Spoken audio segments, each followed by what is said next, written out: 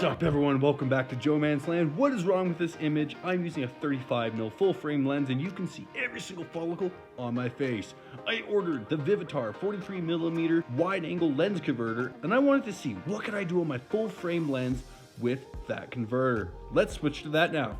So now it's being put on. I think it probably looks a little less scary than it did before, but we're gonna go out and test this thing to the max. I've had vintage Vivitar glass in the past that I've actually adapted on my Fuji and my Nikon, and I found that it was quite good glass overall. The quality was good, it was quite sharp, so I thought getting an adapter from them was probably my best option. So one thing you will be surprised by, and this was something that I didn't account for but actually makes sense, is the 0.43 conversion it says on it is for a crop sensor.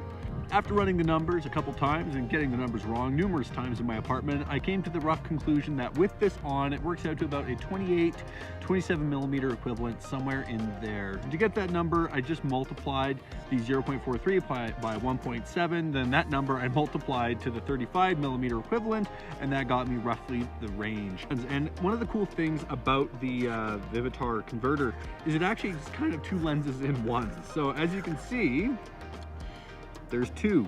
This is the wide angle attachment. This is the macro adapter. So if you take off the wide angle attachment, you get super close to your subject and it turns into a macro lens. But in order to get the wide angle to work, you need to put them right back together. So that was a mistake I made. So I actually had to order a step down ring to go from the 62mm thread that's on my camera to the 58 that's actually native to this lens. Obviously with the step down ring, it changed things a little bit in the sense that if I use any filters or anything like that on the lens, you can see vignetting. So right now the camera's probably about 2 feet away from me. You probably can see every single part of my face in close 4K detail. That's gross, we don't want that. So let's put it on to adjust the focus. How does it look now? I bet it looks a little bit more wide, and I find that there's a little bit of lens flaring, but not too much.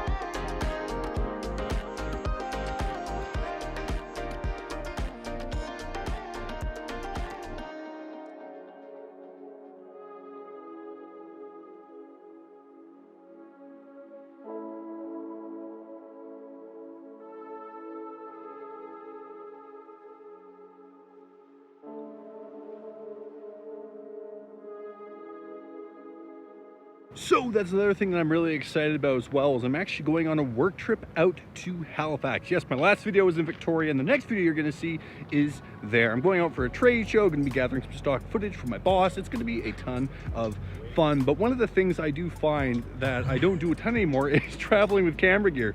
So I'm actually going to be making a video while I'm out there about traveling with camera gear. What do I take? What do I not take? But yeah, now we're in downtown Chinatown. Let's go for an adventure.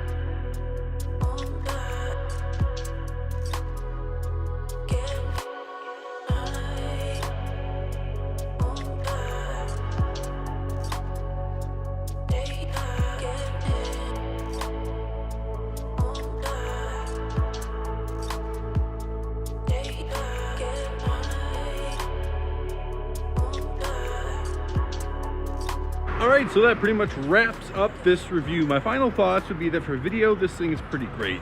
For photos, I definitely did see some more vignetting than I thought I was going to. I guess when you're shooting video, the vignetting is not as bad. I think that's kind of odd. I don't really know why. If you actually know why, please comment below. Do I think this is as good as my Rokinon lens? No, I do not. Optically, I mean, you just can't beat a lens that's actually designed to be a wide angle lens. Do I like the autofocus, and do I think the autofocus works quite well? Definitely, and that is definitely something that is more important to me. I'm not shooting a ton of vlogs for clients, right? So, you know, to pay $300, $400 for a wide angle lens that I'm only going to use for personal use and fun little projects like this doesn't really make sense.